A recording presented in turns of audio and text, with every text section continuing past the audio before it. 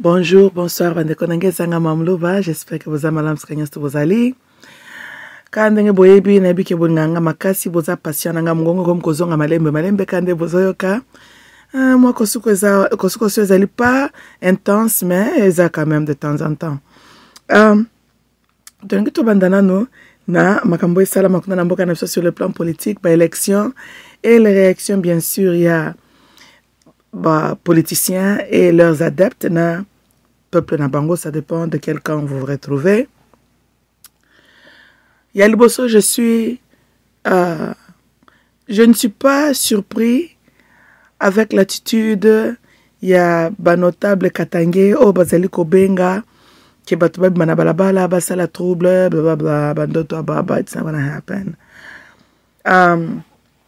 Et je suis quelque part déçu na silence ya Katumbi à ce sujet. Je pense bien que M. Katumbi, si réellement vous étiez Congolais comme vous le réclamez, être Congolais, c'est d'abord aimer vraiment le Congo pour l'intérêt national, pour que la paix règne. Tu devrais décourager ce genre de discours.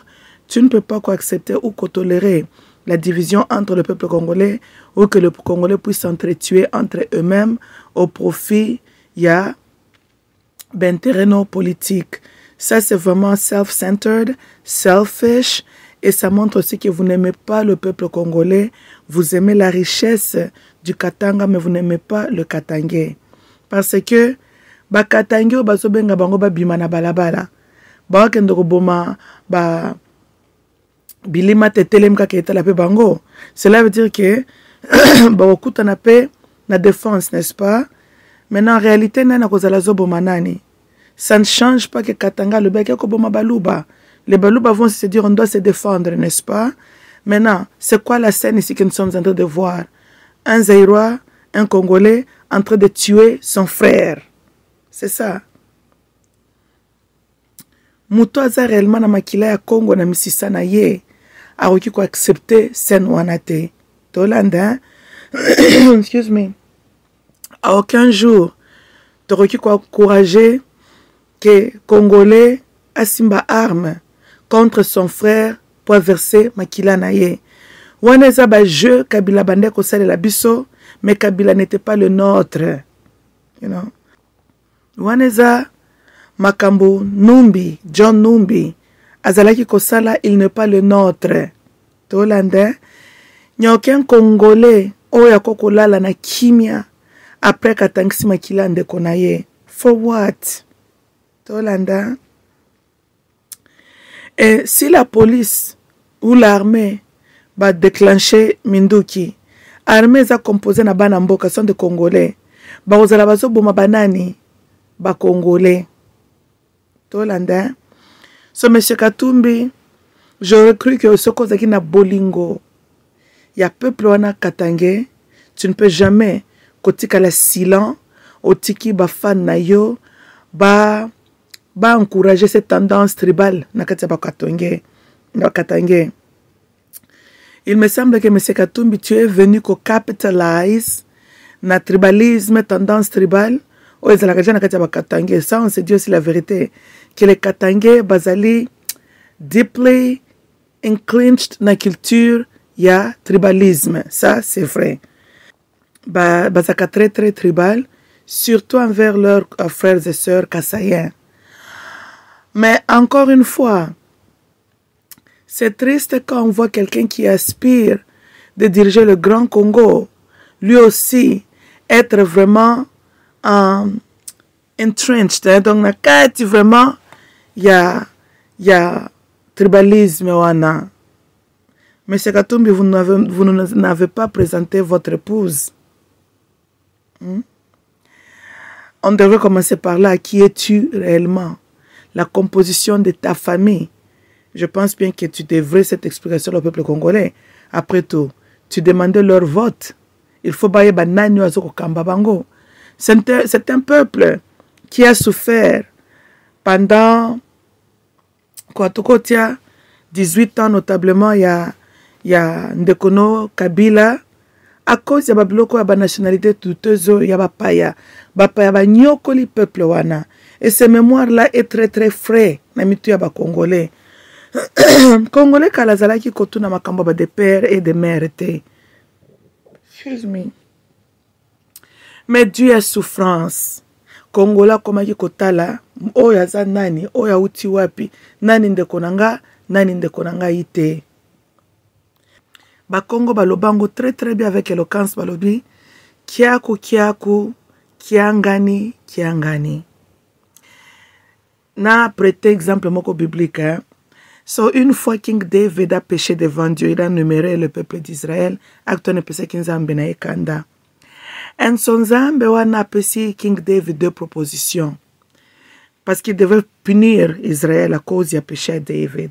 Salobi, natika armée ya ba ennemi, baya kwa envahir bino, ou bien nga nzambe na punir yo. King David alobi, yo nzambe nanga punir nga. Mena koko subkombe na épée ya munguna te. Tokani, nzamba simbi na ko punir Israël. Après un temps, a commandé na angelo wana, na banza zalaki Uriel ou Samael, one of them. C'est fini, arrête-toi. Tolanda, je pense n'enge peut n'interpréter ka version na, ezola kisa. King David a préféré que nzambo na ye a punir ye, parce que quelque part a koyoka mawa. Akotala ke bato ye azobo mazomon sa passe zaba o ya ye. Ako retourner na miséricorde na ye, c'est ça qui est arrivé. Mais ceux qui une armée étrangère bayaki. Banga bazala na mawana te. Banga ki ba boma Israël en désordre. Veut dire okoko swana nande kono ba limite zala kaka po azande kono. Même paya akokende kozulo épée, akozulo lichette, akozulo sokipe nini, akokata katonda mundambo azana mawana yote. C'est ce que le peuple congolais a vécu pendant 18 ans. Il y a règne, il y a camarade de nos Kabila. Là où Kabila y a libiso culture, il y a poison. Maintenant, qui devrait empoisonner qui? Congolais a empoisonné Congolais. Étudiants congolais ont empoisonné étudiants congolais. Regardez culture, cet étranger-là, Memela Kibiso. Culture moko étrange. À l'époque de Mobutu, poison zalaki naba excuse me, ba politicians, ba PDG, ba compagnie. Tango Kabilo yo aye, alobi waneza malamu tel faut détruire peuple. Aye amplifier misère na souffrance tellement. Comme c'est à la facile. Congolais sous la jalousie. A-t-il un déconné poison. Pour souffrance, ce qui est l'équipe. Et beau takape mutema yamabe. C'était systématique. Et c'est là que le Komoko fait by design pour nous détruire le peuple congolais. De l'autre côté, Kabila se disait qu'il était le fils de Laurent. Mais les Congolais étaient aussi dans leur raison. Yakotuna est-il réellement le fils de Laurent? Tozolanda, parce que comment Laurent, un Katangé, un Congolais zaïrois, moi nana ye, abo mabiso boyazata na mawana bisote, peuple abandi komi tuna, origine ya Joseph Kabila. Tozolanda, Moses Katumbi. Toyo komona les individus comme les John Numbi, azo beta civil Masasi. For no reason. Pour civil on a contesté Kabila. Mais kaka ye Kabila na tinda mwasi ne kuna na Goma, ako epesa biso lecture ya democracy. Ou l'air c'est que democracy selon Kingakati. Bosi pomona democracy dans laquelle Mobali no asali 18 ans au pouvoir. Botala na pays nini démocratique na mokili bomona makamanenga wana. Bosi pomona dans une démocratie quelqu'un perdre sa vie parce que abambi maki na mutuka ya mobile na yo. Bosi pomona dans une démocratie quelqu'un être condamné à mort parce que tu perds ta vie donc tu es condamné à mort parce que tu as parlé contre Kabila. C'était ça la définition de démocratie selon Kingakati. Et vous savez pourquoi les Congolais ont perdu leur vie comme ça, bêtement? Car pour exercer leur droit naturel de protester contre ce qu'ils trouvent n'est pas correct. Même bana na biso na bandako. Est-ce que bana bazalaka d'accord na ba parents tous les jours? Non. Est-ce que à chaque instant bana balingaka pe kaka ba parents? Not always. No. Est-ce que biso pe ba parents à chaque instant to sepelaka na bana na biso? To à chaque instant to sepelaka na mamba osala? No. To landa. Mais eloko ni liaka biso za le makila mwana na yo, mwana ebe c'est mon parent. Mais il y a des fois, moi, je suis dans la chambre, contre yo, contre ma bolobaki, ou bien ce qui se passe dans la maison, moi, je suis contre Bino. Des fois, je même exprimer que je suis contre ABC, le pourquoi boye boye. À la kene pe na chambre, fandana mkolo bimba, akangel ne pe Bino kanda. Ça arrive. Mais c'est naturel et d'ailleurs, c'est un bon signe que moi, Nazali, ko manifester ce qui est dans ses pensées. Moboti pa koyoka, azuango en considération. Nous préférons que un enfant qui se lève pour dire que je suis contre ABC, que moi no afandi kimia, boki kaka boum moi na misali mabe. Ou bien moi na kiminda mendaku, et sika ke mabe komela ye. Tozolanda, nous préférons que tout le monde a la kisa, qu'est-ce qui ne va pas la kisibino. Mais, est-ce que, à ton sepeli na maka mwana lobite, ndeko kozwa lisheto pepi mwana na yo, to kozwa muntu ke bomi mwana na yo, te? Tozolanda, ça c'est la réalité des choses. Les enfants ne sont toujours pas d'accord avec nous. Même na mwana olinga kamakasi, azape na temps, asepelaka na ote. Tolanda. Maintenant, tout sur le plan politique national. Peuple, bako ko protester bien ah mon Dieu, le terme est qui manga. Lord, ce qui est linga. Acte ya ko tali samtuma bena ye. Acte wana. Ko critiquer, voilà. Ko critiquer ou ko démontrer les mutuma be asali parce que critique na constructive est une très bonne critique, n'est-ce pas? Et ça pour muto changer makambu ba erreur na ya bongisa. Boite So, même un président qui est voté par son peuple, il n'est toujours pas parfait. Il y a des fois qu'on moi décision c'est likambo. C'est pas le peuple était. Peuple a critiqué et peine likamboana. C'est ça dans la démocratie. Même en Angleterre, est-ce qu'il y a la monarchie kuna? De temps en temps, le peuple anglais a manifesté que mécontentement n'est pas contre la famille royale. Tout le monde a une série à mort ya Princess Diana. Queen Elizabeth a trop enfermée, il y avait disconnect entre elle et la population. Mais famille royale bah qui comprendre voici comment le peuple nous voit. Pourquoi Diana était trop populaire? Parce qu'elle a mutu ya bato. She connected with the people. Prince Charles a trop frigide, mikanga. Il n'était pas warm, il n'était pas chaleureux. Maman n'avait pas zaki mutu, azaki connecté na peuple. Le peuple anglais leur critiqué pour cela. Et après la mort de Princesse Diana, famille royale Bamon pensait que non, nous sommes mal vus. À partir de wana, beaucoup de gens qui ont pris des précautions, ba changer le koana, ba bande reconnecter avec le peuple. Bino po mona ki reine Elizabeth alobi bon na bimisi barme na nzela to bando boma ba anglais po biso nde ba kolo Angleterre za mabele na biso. Ils ont respecté les critiques ya peuple. Et basali est fort ba bongisa kokosoana. Tolandi c'est ça.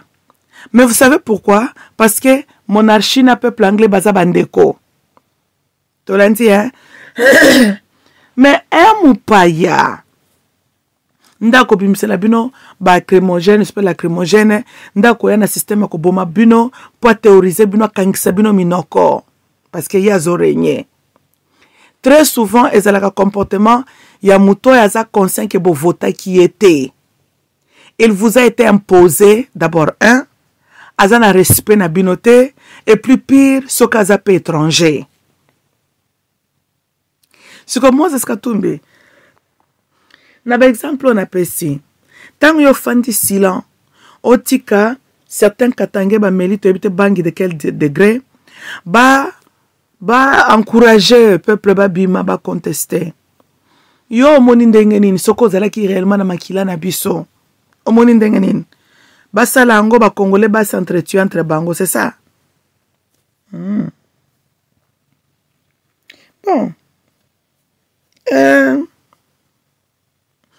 J'ai une mauvaise nouvelle pour toi. D'abord, ça ne va pas arriver, hein. Nyoke katanga kubana balabala pour que perdre vie naie au profit d'un grec moko, but that's just not gonna happen. Ça c'est aussi la réalité des choses, you know, it's not gonna happen. Une autre question pour toi, monsieur Katumbi. Qu'est-ce que le Congo peut faire pour toi pour yo sentir que le Congo a été bon envers toi? Tu es devenu Katumbi grâce à la richesse du Congo. Katumbi, supposons tu étais né et grandi en Grèce. Tu gardes quand même configuration non natale. Au lobby, que maman n'a pas katangese, papa n'a pas grec. Ok. Tous aussi comme maman n'a pas katangese, tu peux placer en Grèce. Asa tu joues Zaïro katangese. Abotio. Est-ce qu'on va devenir le Katumbi que nous connaissons aujourd'hui? Avec quelle richesse?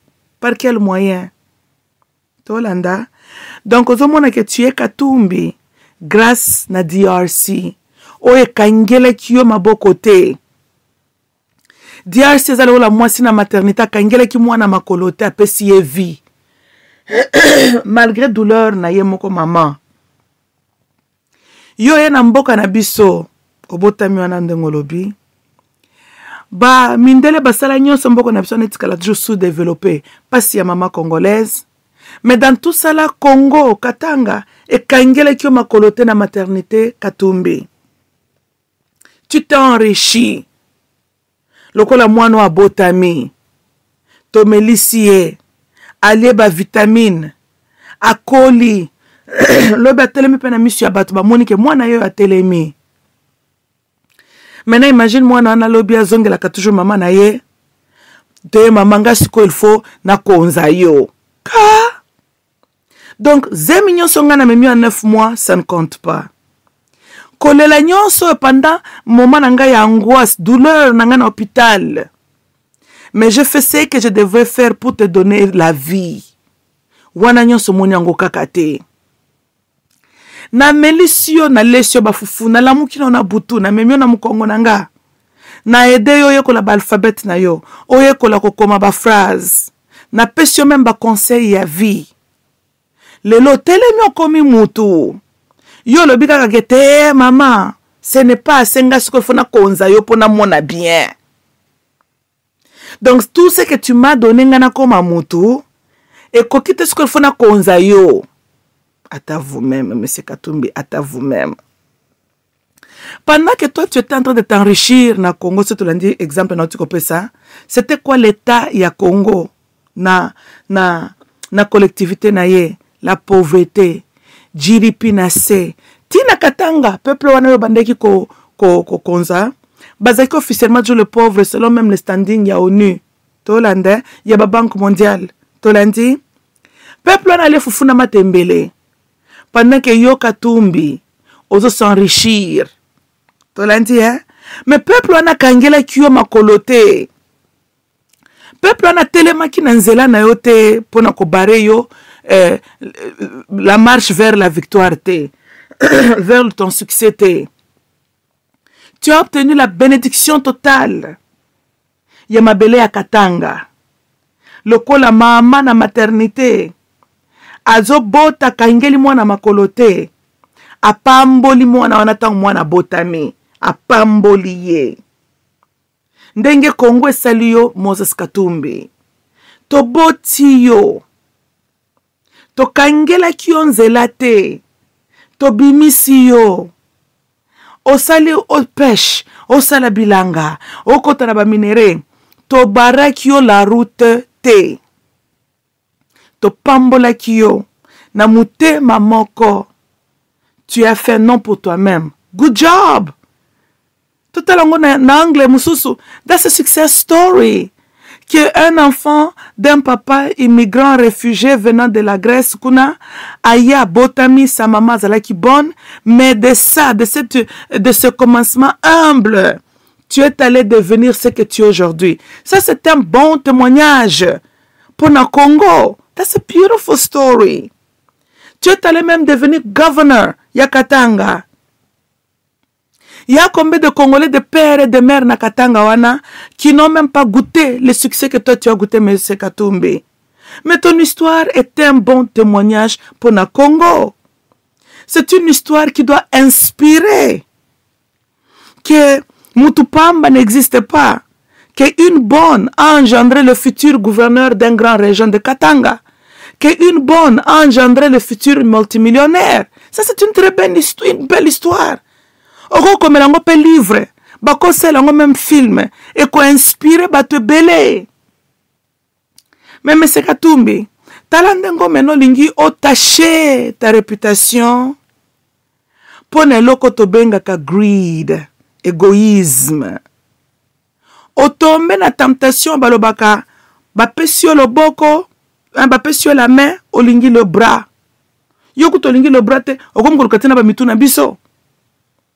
Peuple balobi attendez, ça qui se passe ici. Peuple, ce qu'on va dire qu'on rappelle de tes origines. 20 ans passés, ces peuples-là n'ont pas parlé de tes origines, Katumbi. Tu n'étais rien d'autre que le nôtre. C'est comme ça que les Aïrois, les Congolais t'ont vu. Le fils du pays, notre frère, Azoko Kendel Boson Zamba Pambolier. Combien de chefs coutumiers na Katanga babouaki basoy na se bazoko pambola yo, Moses Katumbi. Qui parlait même, oh, peut-être certains Zambiens, oh, Aza grec. Nobody did. Tolandi, hein? Mais apparemment, tout cela n'est pas assez pour toi, M. Katumbi. Bomoni bino batu mususu, hein? Yangwana bomoni, je comprends pourquoi Nzambe, azape na batu mususu atala kaka bite na kopambolote. Pour Nzambe, il y a la tendance ya âme ya mutu. Kozana ben individu mususu le kolope Katumbi to la histoire de l'autre côté. Le bon Dieu a accordé ta mère la grâce. Tolanda, mais faveur yozui. Outina libumuya d'une maman congolaise, n'est-ce pas? Ndengolobaka. Maman tanga bota mwana na maternité, ayebite kazobota futur gouverneur, ayebite kazobota futur millionnaire. She doesn't know that for the most part. Tolanda, mais Zambana na maanaye, il a béni ta maman, même si elle n'est plus. Mais que kombone elobama na mino kwa bato. Que si kazalia tala mwana ya botaki. Tolandi, hein? Yo talinyon stouanate, yo il faut qu'on makaka président sikoy. Tu es allé t'engager aussi avec certaines connexions. Na batuma ko tobenga en anglais, shady characters. Au basé un peu lié na baguerwana est. Ok, parce que ce que tu as pensé, yo, nambongo, non, business, tout l'andango, pensé de près, Katumbi. Le coso na yo, et ça la paix que tu as aussi piétiné certaines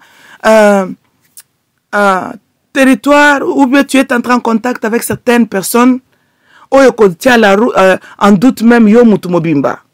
Le colo, le coso, tu n'es pas satisfait.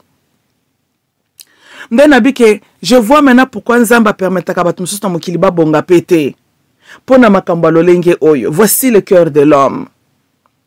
Le Dieu qui t'a béni. Yo lobi ezaka ya sete satana ya telemi ya lobite. Omoni nyonso na kopesa yo salaka ka boyo kozwa. Aloke kolanda voix wana. Tu n'es toujours pas satisfait.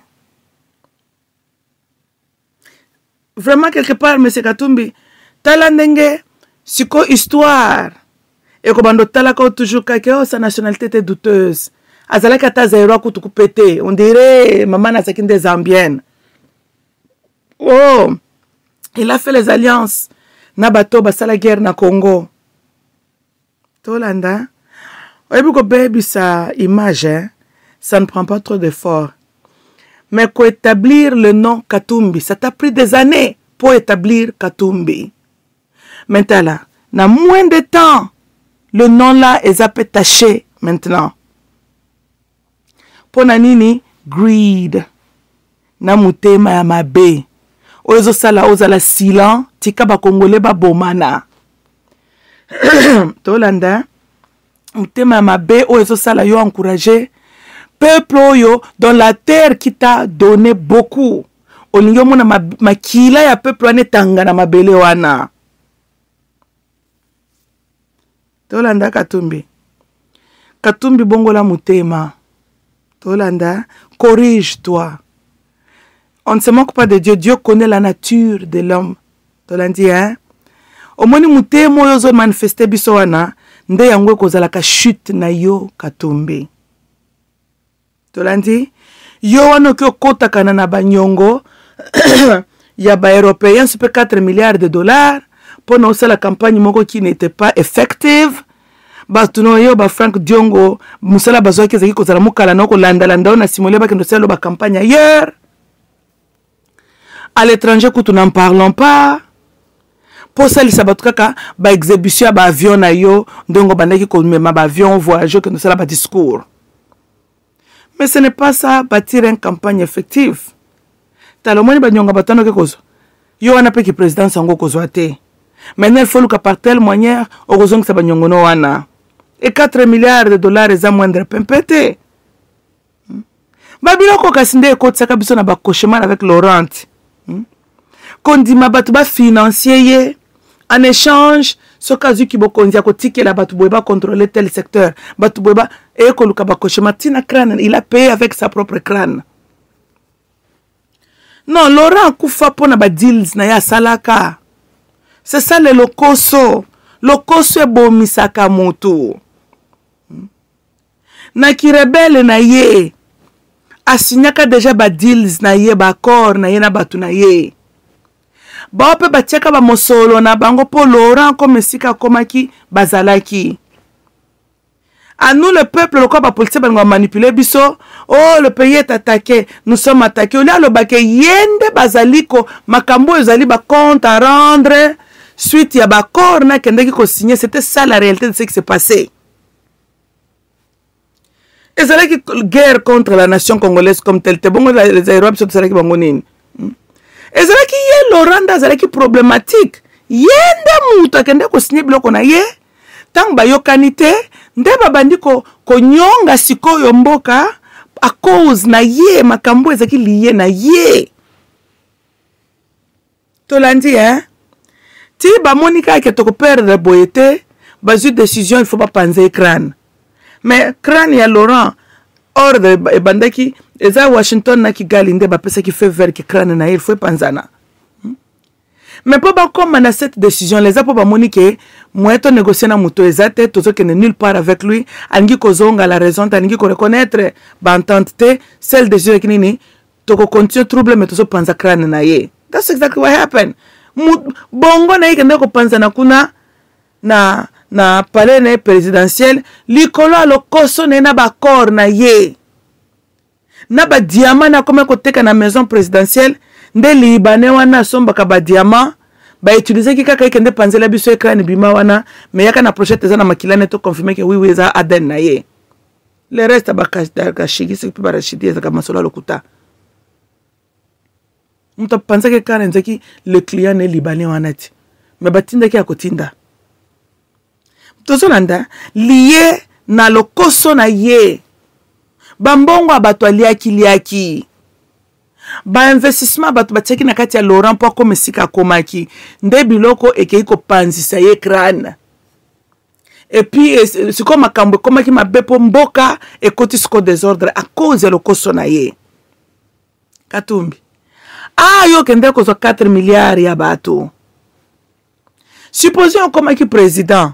Pour batona bakoko peso ka ba 4 milliards te il faut zong sango n'est-ce pas ce qu'on ngo zong sango ndenen pour kuna pena este tozo bunda on ngo zong sango ndenen o monde nge bateka kamboka do o Laurent ça c'est l'équipe biso ko kite yomba lo ngako teka ni le grand Katanga hein na banza on ngo teka on ngo pesa bango contrôle ya grand Katanga ti ba récupérer bambongo na bango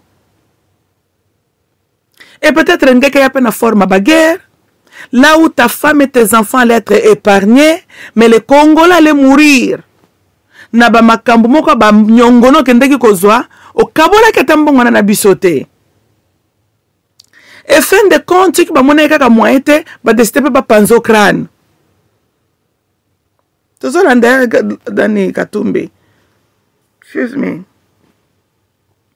Donc, c'est dommage Katumbi que c'est de cette manière que une histoire et se rappeler na yo et se souvenir na yo. Et une autre, je suis curieuse un peu Katumbi. So, oibikata Zaire, ya Congo Zaire, ça m'nene, n'est-ce pas? Yeah. So let me ask you this. C'était quoi ton but? Supposons qu'on gagnait qui Katanga à 100%. Wana ozaki kolukando comme gouverneur ya Katanga, tozongo comme président ya Congo. Huh. I suppose je cherche à comprendre le raisonnement non abatuno. So, le Katanga représente dans ce qui Katanga au gagnant qui a comme président au régné sur les Équatoriens, les Kassaïens, les Kivusiens, Bandundu, Matadi, Kinshasa, c'est ça.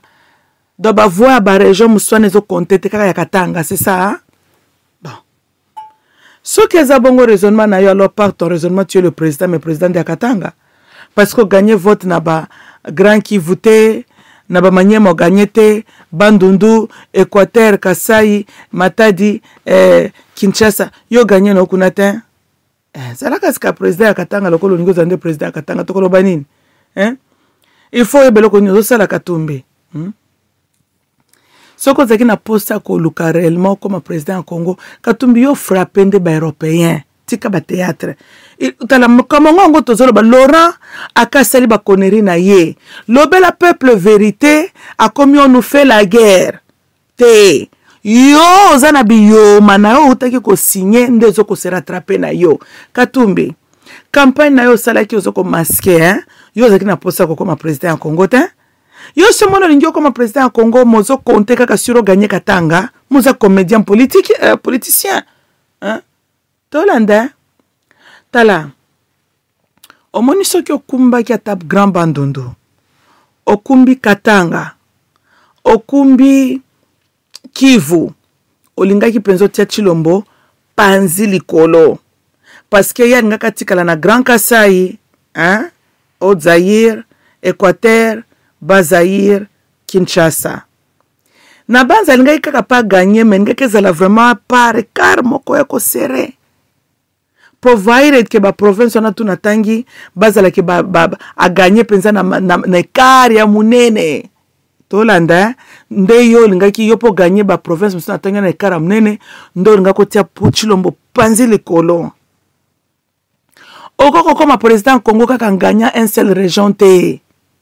Ndelo kona zoloba. Chilombo peut gagner tout le Grand Kasaï.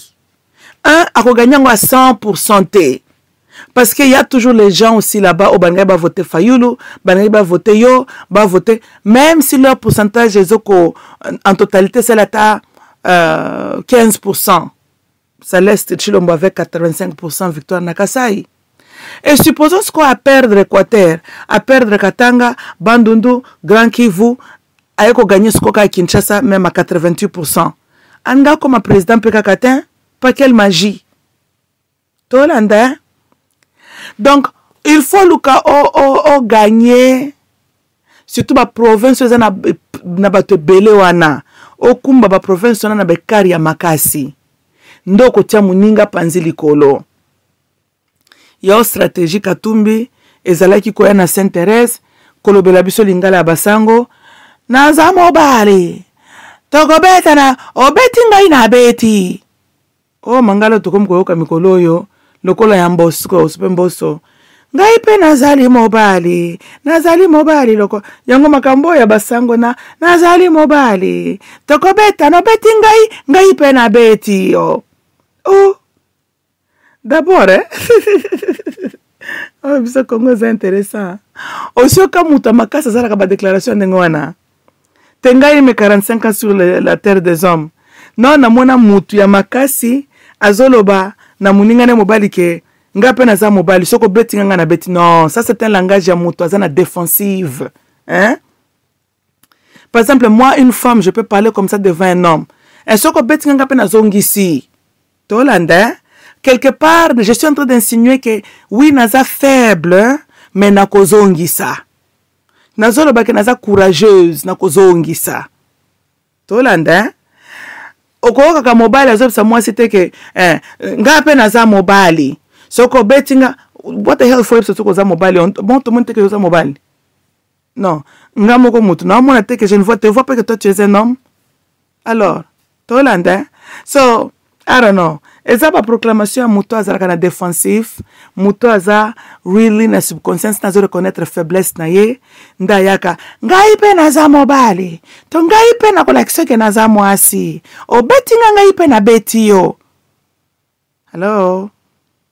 Muto makasi, il fait ce qu'il a à faire, apposaka ba acte. Opposer ba acte, oya mona ko répondre à répondre. Ce qui peut ba surprendre ba boulio, tu n'as qu'à te lever, tu apprends. Que next time quand on saka batuka boite obeta maki maintenant na monate mobile se sentir kaza fort za mobile azokoloba ngape na za mobile mwana mobile abanga kate obeti ngana bete waneza ba conseil biso ba maman to pesa nos enfants nos garçons quand ils sont encore petits pour nous encourager dans la vie que tu es un homme mobile tambolaka mapeka tout droit la tête haute kobanga kate kobanga ko affronter la vie hein.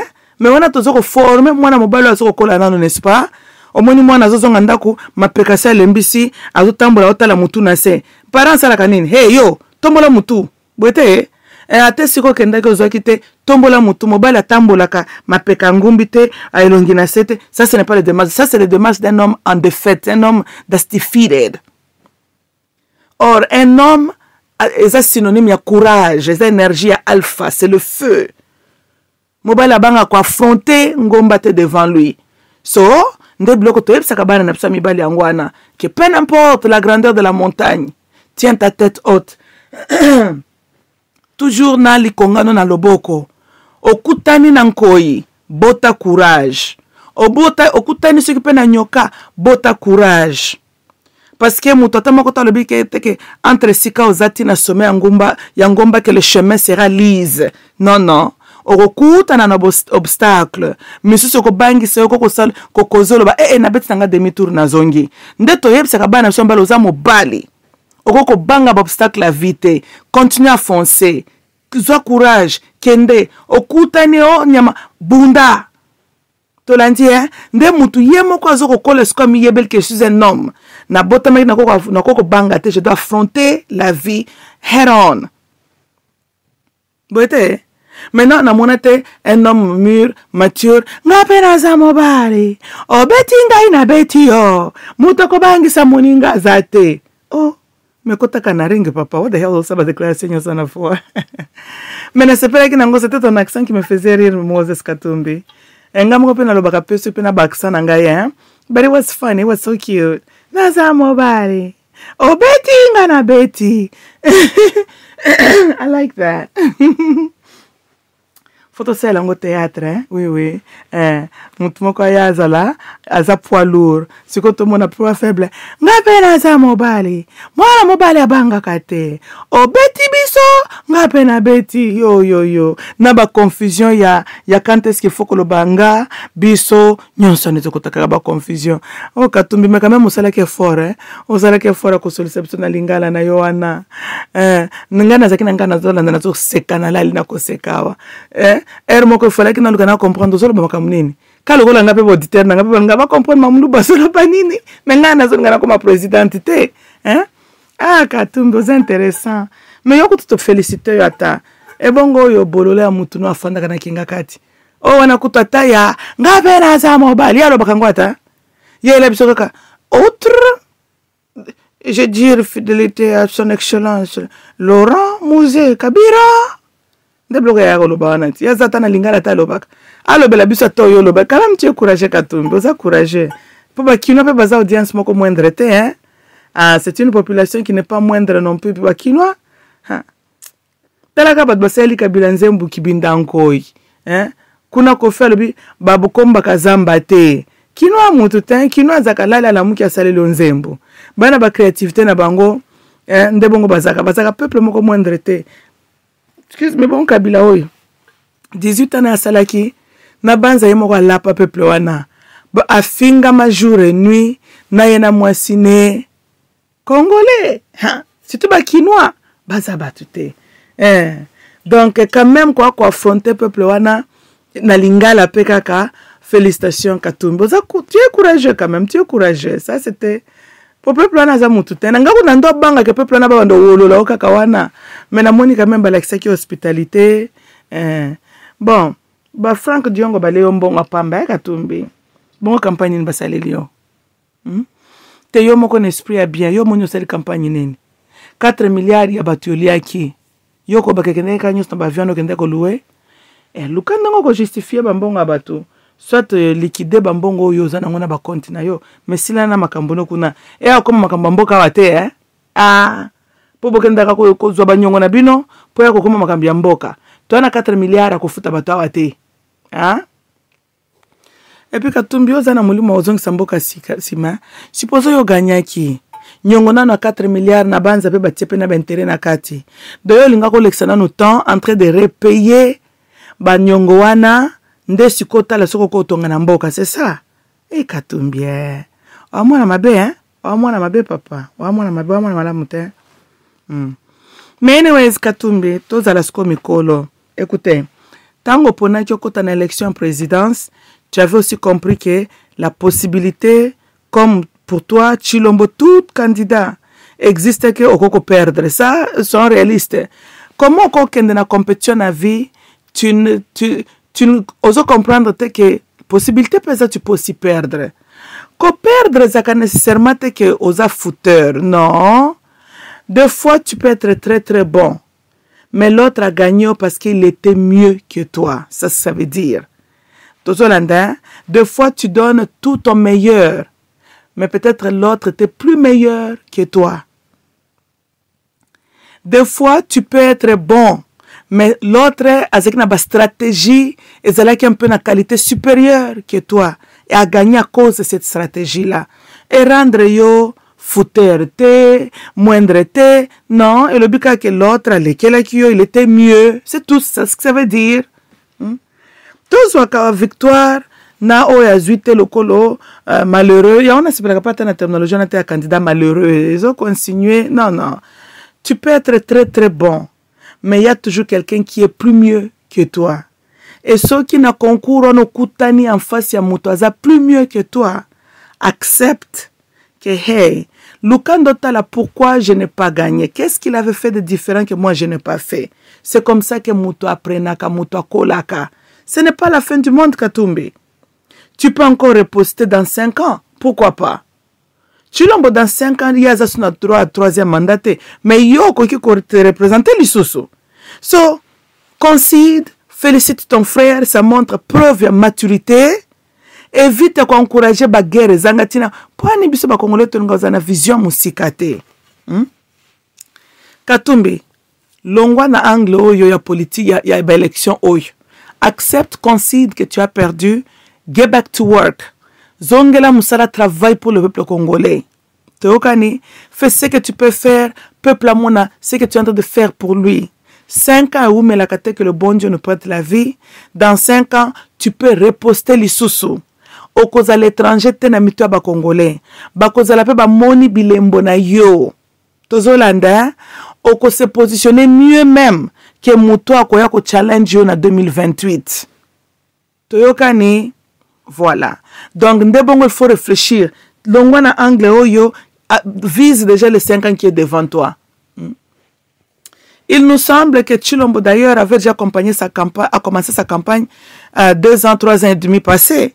Parce que le premier 2 ans, avec la contrôle du gouvernement, bon, 3 ans, il y a présidence avec la contrôle du gouvernement.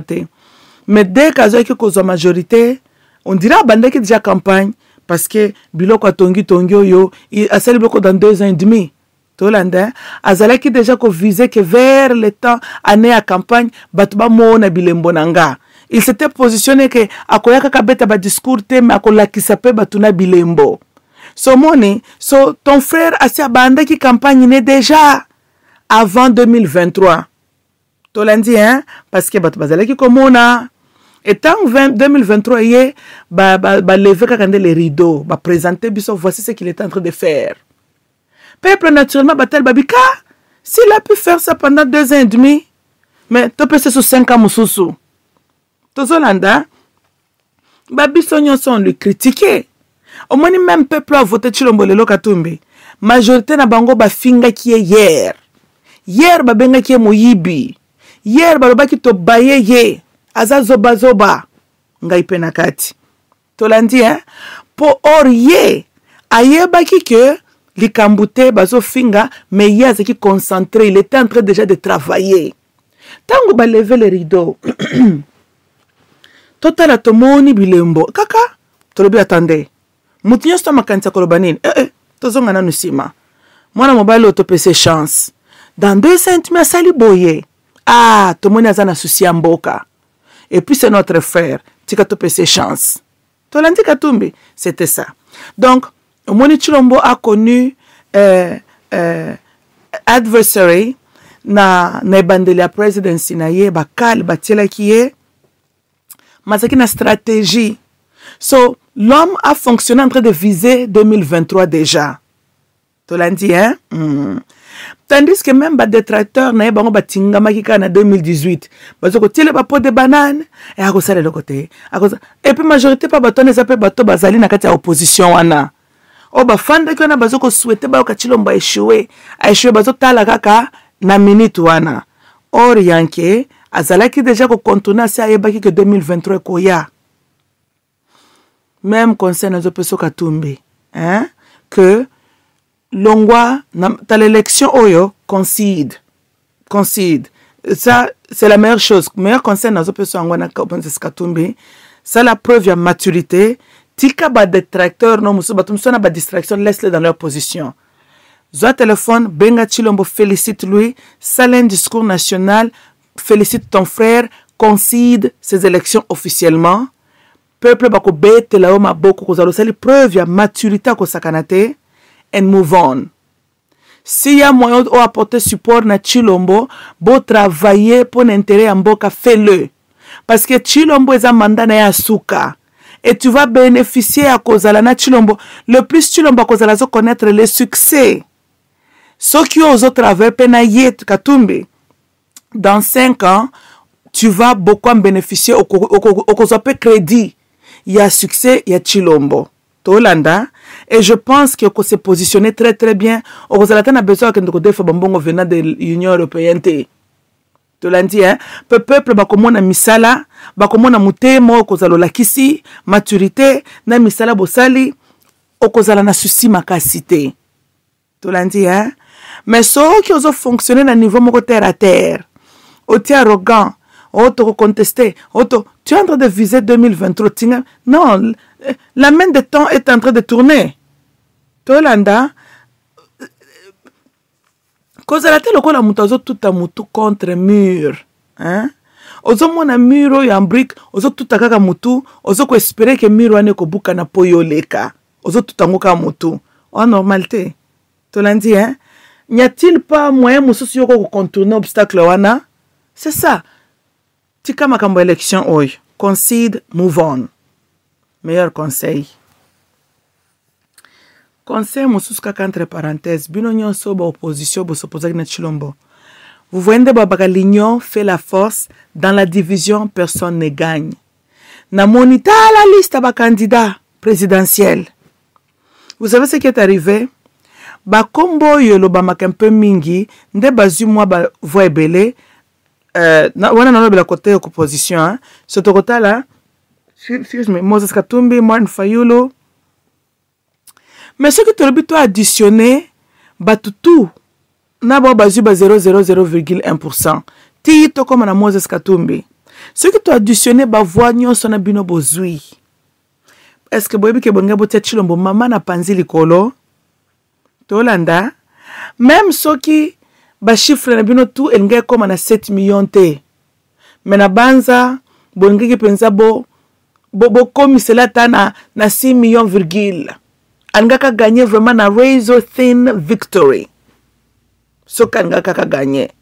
Bonga ki réellement bon menacé ye. Ce qui bo pona ki un seul candidat. Tolandi hein? Bozui neti Martin Fayulu par exemple. To bozui taye Moses Katumbi. Mais Martin Fayulu ça être même être mieux.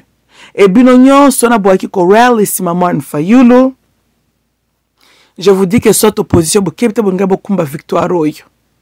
Mais bomoni kibungai, c'est ça ce que je suis en train de dire, l'égoïsme. C'est ça l'immaturité de l'homme noir. Surtout biso ba congolais. Yango bomoni Kinshasa ezasopena combien de milliers des églises. Bolobin Zambaza moko, mais chaque avenue 2-3 églises que Chilombo il faut kanga. Tango zoko ta deuxième mandat na yo, kanga ba église wana ba tia ba désordre na mutu pamba. Tolanda pona nini Nzambaza moko, mais il faut chaque autre parcelle ba église eza kibungai. Esprit à unité ezate. Parce que mutu tout il faut azala Moses. Aaron azalaka te. Mais ngana mitu na question. Mais nani muta telemisaki Aaron atambolo près de Moses? Ezanzambe wana te. Aaron ye azalaki moindre. Te? Tozolanda. Aaron yakotaki lufelo. Te? Il était lui aussi appelé par Dieu. Mazalaki na rôle azaki leader te. Mazalaki ye pas appelé par Dieu. Boete? Parce que pour nani bino pas politiciens comme vos pasteurs chrétiens. Il faut moutounyo sans la Moses. Ngaïnde libérateur. Ngaïnde libérateur. Libérateur à kotaka terre promise était. Tozolanda. Ozo libérer people from what? Boyebi. Ça s'appelle manque de discernement. Toute souffrance. Ozo senga libérateur te. Il y a aussi des moments dans le désert. Ce moment-là, ils allaient par plaisir de Dieu lui-même. Il a décidé que yoko fa nanon na désert pendant temps au lisusu. To yoko balukana na mur ya Jericho.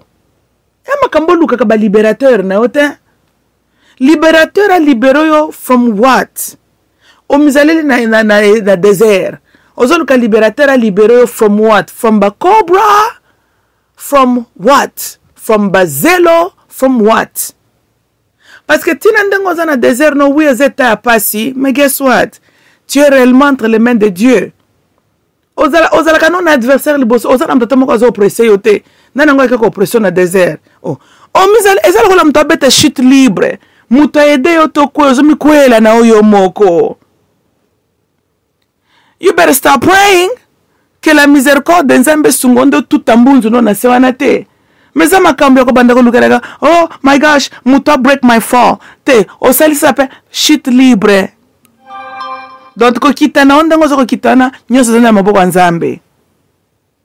Tolanda, quand tu es dans le désert, tika ko luka libérateur. Ba libéra ka mutu na désert, te ozana désert, ezali par plaisir de Dieu, il a jugé bon que tu sois encore là. Yozo luka libérateur libéré from who? Po mutu alingyo fanda na désert wana za yemo Nzambe wana. O luka mta libéré for what? Si tu connaissais ce qui est bon pour toi, lukando eba pourquoi Nzambe azofisala ke yo régner o umela na désert. Ndelo ko fera ko luko découvrir yango wana. Argument nous a contre l'homme sur la terre.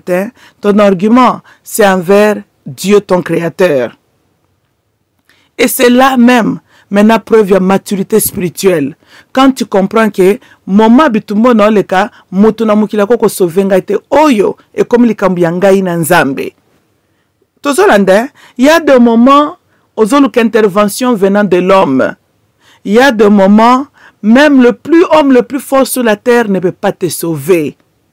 You will know que li kambuna yo, c'est Dieu qui a permis. Lukoye ba le why.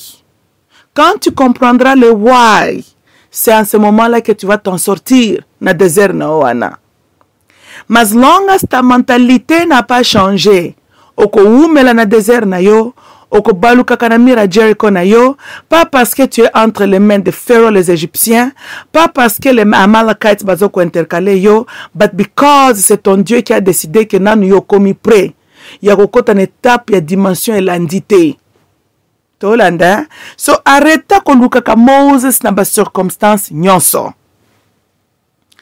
Toute l'heure de ta souffrance, eza makambo ya Moses te. Même Yezo monaka gobele na ye na butu butwana ba disciple balali alobi père si c'est possible enlève ce gobele. Bino boka ki Yezo ki kolamsa ba disciple. Ke boya Mutu to elinge banda, to la muka, botele ma déjà bopoto bunda. No, he didn't. Il a compris. Atoki ti ti ti ti ti ti. Et il a compris à l'obinin que ça ne soit pas ma volonté, mais que ta volonté soit faite. Bon, moni humilité. À l'après, bah, koti bah, bouillier. Allez tout. Mais le Dieu là qui a donné Jésus entre les mains des Romains, bah, tout est comme il faut. À mon avis, que Jésus c'est là qui crimité. Alors que prière wanate. Parce que souffrance à Jésus ezalaki na volonté ya Nzambe. Tolanda. So, botika ka chaque fois ko lukaka, mon sauveur, Moses a ko libérenga, azo libérer, qui peut te libérer d'entre les mains de Dieu? Non, comment on mi benga mwana na Nzambe, et kozo traverser moment moko, yebi bien que Nzambe il est en train d'apprendre something. Ou loza no mwana malamu, just be humble. Apprends seulement. Ozo ko résister Nzambe. Oh, Moses a ko libérer biso. Jésus jusque quand? What do you mean Jésus jusque quand? Moses a mi kufela ki kuna kutu na ngomba na yeti. C'est senga kutu Mikael nda ko zonzo to na n'est-ce pas? Kasi ye Moses ango soka liberaka. Po ina mi liberaki de la morte. Tango more ke ko kanye kuna na ngomba. E falaka mi pumbwela mi kotela na lola. Bon mon aka que même na ye libérateur, hein, il fallait qu'il peut ba pe ko libérer ye. Pour le Satan réclamer aussi son corps. Des problèmes peut poser la kanango. Surtout vous les chrétiens. Moses, Jésus jusqu'à quand? Moses, Jésus, yé moko azoko lia mutu tu père, si c'est possible enlève ce gobelé. Gobelé à souffrance, ezoko zali bosone. Père atikali silan longoli angote. What the hell ofando deranjaka Jésus for? Hein? Oh, nous voulons libérateur. Kasi yango Laurent qui ko libérer binoti. Ba prière moko kotenga makaka. Bana maïla ba mitunaka, Seigneur Dieu, qu'avons-nous fait comme erreur? Oh, il sali qui était se retrouver le lot entre les mains d'une armée étrangère, boye, le Rwandais là. Et na banza nzamba lingaka solo na bino. Biluka luka ba libérateur na bino. Nde kotseli bino ba paya na mboka. Boye bande konanga la majorité ba problème to sakanango hein. Eza poto pesa kanzambe chance. Ya à se révéler. That's all, c'est simple que ça. Sauf que se soumettre complètement entre ses mains, au tikiye, à ça la volonté naye, il va te montrer le pourquoi tu es, n'est-ce pas, soit si causali. Tolanda, et ce que j'aime avec le Dieu de la Bible, est quand tu arrives à ce moment-là, il y a cette illumination-là. Maintenant que tu es affranchi, right? Of course, ce qui suit par après sont de bonnes choses. Maintenant, tu as appris. Maintenant, tu es là où il a voulu que tu puisses être. Mais ce qui n'a pas commis en atteint na yo, ozana na mentalité ba to ba désert ba lukaka ba secours na bango. You're gonna stay there. Tolanda, titu ba nyoka ba kwa ko swaswa yo, obiki na minduki makasi ya ba pharaoh, mokei ko kufela na ba morture ya ba serpent. Likolo ya manque ya discernement. Tolanda, and that will happen too, of course.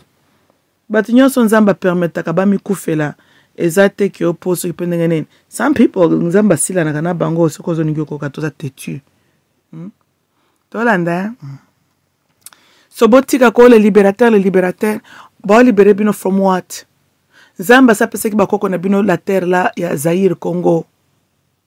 Tolandi hein, bakoko na biso ba utaka all the way up north. Leur Dieu atamboli na bango apesi bango territoire wana. Bolukaka libérateur po mema bino wapi. Vous n'avez que le Congo. Bo changer votre manière de réfléchir. Boluka relongi na Nzambe na busolo. Comme ça là, vous allez arrêter d'aller vous faire déverger par vos pasteurs. Vous allez arrêter d'aller vous faire manipuler par vos politiciens. Et vous, les oppositions, vous perdre parce que vous êtes divisés. Yango bo bimina ba 0,0. Tolanda, selon le peut sabino test ba personnalité, te rokuta ke moko peut-être na bino tuana azana qualité ya que l'idée. Et que Monsieur Super Bazana Baza très très bien, mais à soutenir les leaders. Tolanda, nde loko ezanga kaya moko na biso yango wana. Ko soutenir mutu ne te rend pas faible ou moindre. Na tuni bino lisusu, Aaron, azalaki moindre que Moses? Non. Ezaka ke, il avait l'éloquence avec Maloba et Moses n'en avait pas.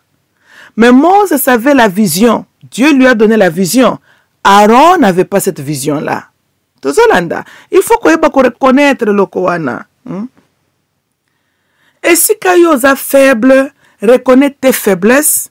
Luka Muto est fort. Ou est na faiblesse, non, te azala tes côtés.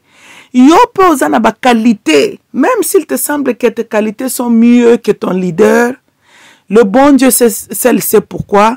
O yonda bengi azala leader, ma benga ki ozala numéro 1 te, yoza numéro 2. Trouble mental et kotaka, quand le numéro 2 veut devenir numéro 1.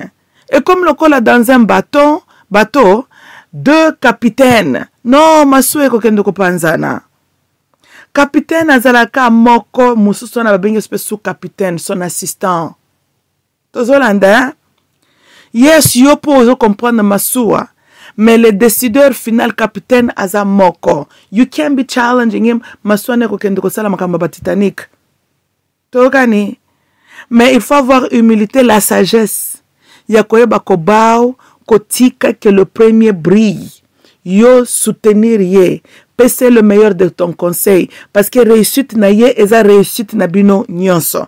Bolingi Masua eko manalibongo en bonne et difforme. Boite, te temps yo ti arrogance, siko boke ko tout iceberg quelque part bo Panzani. Na capitaine na Titanic, na bako capitaine, bango nyonso balia bango pa barekente. Ah. Tozolanda, voilà. Ndeli kambuna zoloba, vous les oppositions talabo bimina ba 0,0, ba misusu ba carrière politique et sili sikoyo. Pona nini arrogance, fierté ki bungai ngai perfona comme président. Why?